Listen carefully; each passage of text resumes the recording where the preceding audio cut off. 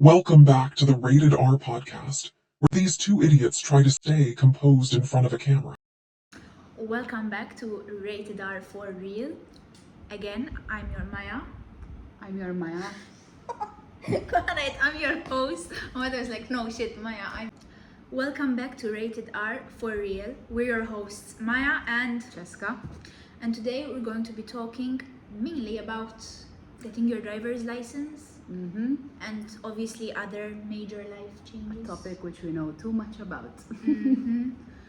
Mm-hmm. Mana, how are we gonna start this off? So, Honestly, share the good news. Go ahead. so I just got my driver's license last Saturday. Well, I don't know if it's gonna be last Saturday when you actually watch this video, but A week ago. whatever. About a week ago. It's been a roller coaster because I actually failed my first test. Even though she called me crying. It's Yeah. okay. I was devastated for her because she actually studied. She knew how to drive. it's just sometimes luck gets in the way. But it's fine, and that's what this episode's all about. Perseverance. Because I know a lot of other people who have failed their first test and it not being their Pretty fault. common, honestly. Exactly. So, and you could have passed your first test, but still, for example, could relate to the anxiety, for example, we will talk about. So, For sure. there's definitely something for everyone in this episode. Stay tuned.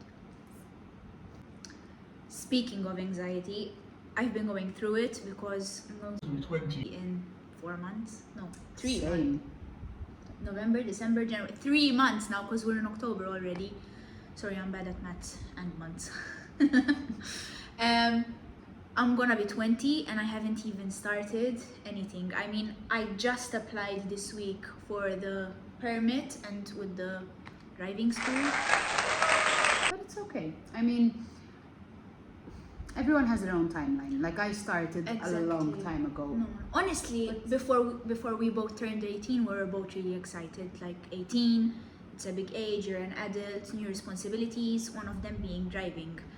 And I was excited, she was excited, you were excited as well. But then when I turned 18 before her, 11 days before you, we're in Yeah. the same month. I turned 18 and the excitement just washed away. I was filled with just anxiety, nervousness, all this pressure. When are you gonna start? When are you gonna start? When are you gonna start?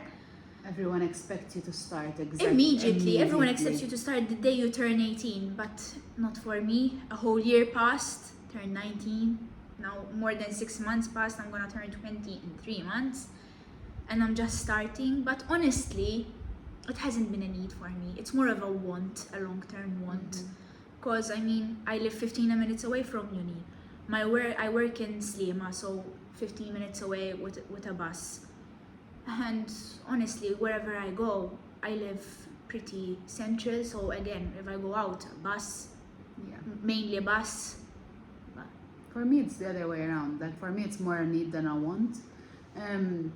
In fact, when I first failed my first driving test, it was like really devastating because basically where I live, we only have one bus which passes from. If it passes, It takes an hour as well from my house to hers. exactly. So we live really close with the car. We're like, 15 minutes away from each other. Precisely. And with the bus, you know the route, so they go everywhere, but wherever And you the want thing to is, go. my bus doesn't even stop at uni. True. Like- You have to take 2 buses. Too, and I'd have to stop in Msida first, so you can imagine, and the traffic disaster. So it was more of a need rather than a want, of course, even though I want to drive.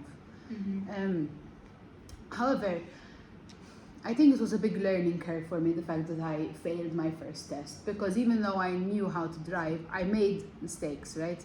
Because they wouldn't have just not passed me. Obviously. But there were some mistakes which I think could have been not like overlooked, because it wouldn't have been a mistake in itself. It would just have been like the jitters. Like for example, the first move off which I did, my foot was like this on the clutch.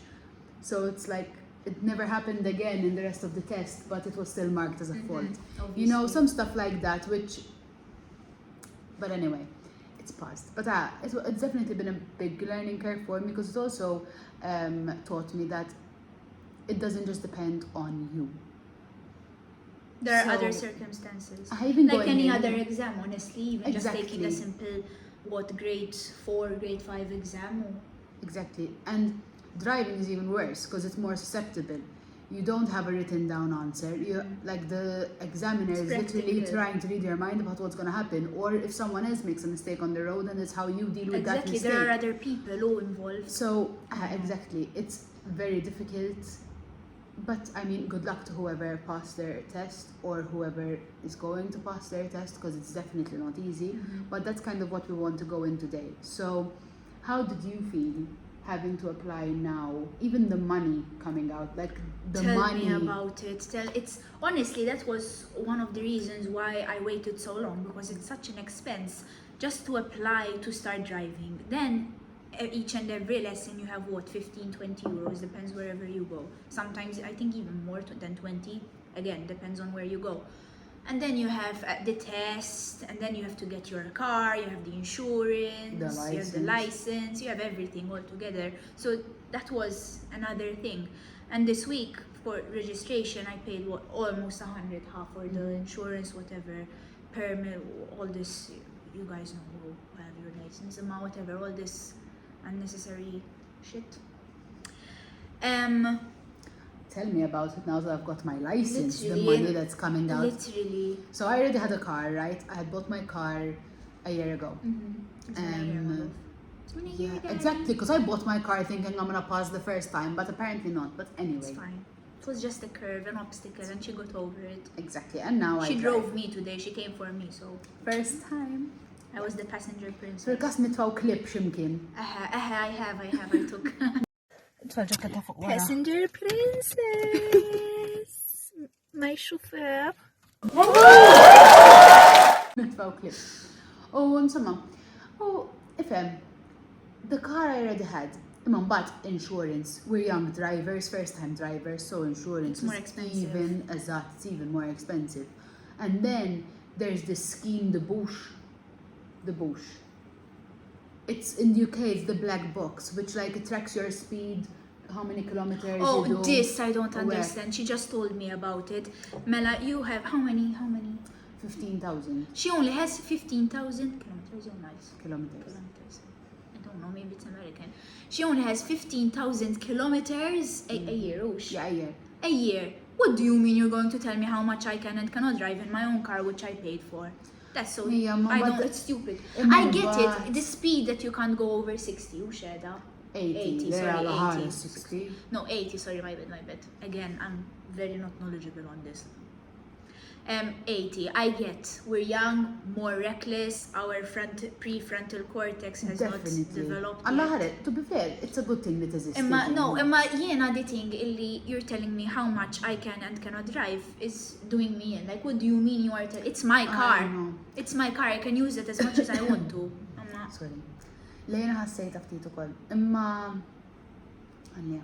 I Naqsit think li l-insurance, so fair enough. We're all broke in this economy. Whatever cents we can save, we save. literalment. Especially pala studenta li jiena palissa ma naħdimx li fnaq babysitting nammulaw. Jiena FM dal-flus kollha li qegħdin joħorġu mis-savings qed joħorġu li fl-aħħar mill-aħħar jiena is-savings. They're gonna end one day. Eżatt. U since I've been young, literally savings for a house, for a car. It's a big expense, hence why I haven't Kelli started għajnuna yet. mill-ġenituri anke Which għal is fair lessons u enough, kollox, fair għax għalla ħares le. Sawa? Imma, it's making me rethink certain things, I'm applying for some jobs, Għax anke, even though it's a lot of freedom, it's also a lot of responsibility. Iwa. You have your own life when you're driving. You have your own life. If other people are with you in the car, and pedestrians in the street, crossing, whatever, walking, and then other people in the other cars. It is one of the most dangerous things you're ever gonna do. It is. Imma, it's a need. Especially in Malta, we don't have a metro system, we don't have trains. Il-buses, they're all late. Don't get me started on I the buses. rely on the buses, and I'm very lucky. As again, I live central, so I have a bus coming every 10-15 minutes if I want to go to Slima or to Valletta. And I have been late. I have had to take a Bolt immediately, as it was supposed to come, and then it comes half an hour late. I can't be half an hour late. Speaking about being late, ikollok karozza u ma jkollokx parking. Parking. Tiċċajta. Like, Tiċċajta. jien qed nibża ġenwinament immur l-università u nfittex parking. Il-università kemm nixtieq nkun naf jiena. Titmur literalment satej qabel naħseb. Sija qabel il-lecture biex forsi si parking. So hemm ċans li nibda nipparkja bil-kirkara u nimxi. Parking għadija. Mhux jagħmel dejja. To be discussed. Anyways. So, hemm ħafna affarijiet definitely kif tajt jassoċjaw ruhom mal-karozza. Definitely. Anke għalma tal-kelma jien naf in-nies jippretendu aktar minnek, mela rassa għandek il-liċenzja tista' tmur taqdini hemm u hemm. Jew mela what was it last time? Mela there was a job li tgħidilhom jekk għandekx jew m'għandekx il-liċenzja. Having a license again betters your chance of getting the job. So, okay, nifhimha jekk għal tal-kelma inti tal-Bolt, jew jekk inti ħadkun delivery driver, jew jien naf tittoqgħod tmur bl-stocks min-naħa l-oħra jew sales person min-naħa l-oħra bil-karozza, però jekk jiena qiegħda ħanibqa' ġol l-istess building u hekk, għalfejn għandek istaqsini jekk għandix il-liċenzja. Like x'differenza ħadd tagħmellek. Nifhem li forsi biex tar inti jekk kienx ħanasal fil-ħin jew hekk jew nġiblek l-iskuża tal-bass, imma il-fatt li jiġi li ma jażlux nies ġast għax m'għandhomx il-liċenzja. Anke babysitting eżempju, kont qed jiena I babysit this kid u I don't babysit more jew forsi mhux tifel ieħor u da għax they all look for people who have a car. True. Li ifhem anke jien li għandi liċenzja issa qas nħossnikom dan tellaw fil-karozza miegħi. Għax having that responsibility on you isn't kif tajt. No, it's not a joke. No, it's not a joke. L-ewwel net the child is underage għal ħares qatt. Speaking of people expecting you to have your license when you apply for a job, it is so hard to find a job bħalissa. Genuinely so hard. Girl, Like, what do you mean, like, I have exams, I'm in uni, and no one is accepting? and no one is accommodating. Literally. Speċi jiena timetable tiegħi tinbidil li kull ġimgħa. Torti tiegħi. No. It's harder to find a job when your timetable isn't fixed. Aħseb wara li inti Mine is fixed. u xorta. Mine is fixed and still no one wants me, għalleċ. No one wants No one wants me, ġenwenament. Like, taf kemm il-post applikajt, kollu napplika. Anka fis-sajf, ara, ta' 16 I worked in the summer, 17 I worked in the summer as well, 18 while I was, before I did my A-levels, I started applying, ħalli nara naqra. I did not get an answer back. Iktar naħseb faċli taħdem meta tkun iżgħar milli issa, x'issa they expect you have higher qualifications. Jew inkella jgħidulek you're overqualified. Jgħidulek you're overqualified u they don't hire. Why not? What's the problem with me being overqualified? Mhux aħjar you can list overachiever as one of your strengths. Le men, le. True. It angers me, it genuinely angers me. Għax l-ewwel meta kont żgħira kulħadd jgħidlek speċjalment il-ġenituri tiegħi, studja ħalli ma tbatix, studja ħaġġib l-eżamijiet, studja ħatmur tajjeb, studja ħatagħmel ħafna flus, ħatkun komda, tgħix ħajja komda, studjajt, ġibt low levels, ġibt A levels, qiegħda l-università. What more can I do? What more can I do? Ara, genuinely, I think it has to do mill-fatt li in my CV sissa kol mandim nizzel li bdejt in summer u I ended before school started. So that may be a factor jgħidu idi ħatitlaqna wara 3 xhur. No use in training. Imma then again, they know ukoll l-istudenti ħajjiqfu. I know, that's one thing. U Especially if secondly, they're not accommodating, għax if they're accommodating tkompli però. Eżatti, I wouldn't mind kieku working in the weekends u anka after the lectures. Eżempju, hemm darba minnhom I end at 12. I have the rest of the day free. I can go to work kieku. Mela. I don't mind, imma no one is accepting. Imma mbagħad I'm going to be honest, I'm picky. Imma tafx nemmen I have the privilege to be picky. L-ewwel net, I am very grateful. I am very grateful li għadni ngħix ma' minn missieri. Ikkellu whatever, obviously, like ħajja ta' kuljum, like huma, they finance me, whatever. Imma tajlek inna ċertu kwalifikazzjoni. Dik ukoll, like I have jiena għalija l għandi A-levels ma ħaqniex immur cleaner, ħa eżempju. Not that there's anything wrong. No, for sure not. Imma jiena again, daħlu li f'moħħi studja ħalli ma tbatix. Jien eżempju ma bdejtx tara, mela jiena mort naħdem sajf retail. It's a hard job. It's a hard Kienet job. kienet iċċempilli tibki. Le, Ħajjejt! immejli, xift No, mill-10 no, sal-10 kellek fuq raġun. saqajk break ta' Kellek nofsija. Ma naħsibx li kienet The best. sustainable laqqas. Inti taħseb li jien ħankompli xift mill-10 sal-10 għax dak inti titittini, please note is-sibt mhux il-ħadd ħalli żgur ma nitħallas doppju Doppju, mela. għax dak ituħol full-timers Mela. waqt li jiena dal-università. Is-sibt ħamur naħdimlek mill-10 sal-10 wara Mbagħad- ġimma l-università. Meta għandek, ħanistudja? eżatti, għandek x'tistudja u x'ħadd tagħmel waqt l-eżamijiet, ħajnaqsulek il-hours. Le, jgħidulek m'għandniex bżonn nagħmel Eżatti, issa. jew eżatti. Imma mbagħad Alla jbirek, everyone is looking for ħadd people, maċċetta. everyone is understaffed, imma mbagħad no one wants to hire you. This is what I mean by we can be very unfiltered. Like, m'għandniex ħanejdu kontra. No, u no, xejn. imma I'm giving my opinion, Però, I'm sorry, eżatt. like. U da affarijiet li naħseb kulħadd jgħaddi minnhom, eżempju mhux għal xi ħaġa, jien eżempju jien applikajt il-Lidl. Tafx tawni il-Lidl jiena in-night shift ta' jien ħammur naħdem in-night shift. Dak iż-żmien kemm kellek 16, 17? 16 għax ma kienx għad kelli koċ like affarijiet, allura tu hija nagħmel sajf Le, naħdem imma il-Lidl. l-ewwel qed Bomba. ħadd titfa' tfajla ta' 16-il sena taħdimlek in-night shift. Nistokkja. U hija in-night shift. L-ewwel qed 16-il sena m'għandix liċenzja. So kif ġejja Ja, ħadd tiġi ommi ħadd wassalni fit-tlieta ta' filgħodu ta' ħajqogħdu jiġu għalija fit-tlieta ta' filgħodu. bil-bus. Asja. L-on demand. Ma jaħdimx l-on demand Sassija laqqas. minn għalija jew sa xi satej, ma nafx. Biex taraw kemm nuża l-bass. Le, l-on-demand qatt mużajtu, jiena sal-ħinijiet sa xi sal-10-11 jagħmlu daqshekk imbagħad imma. U le.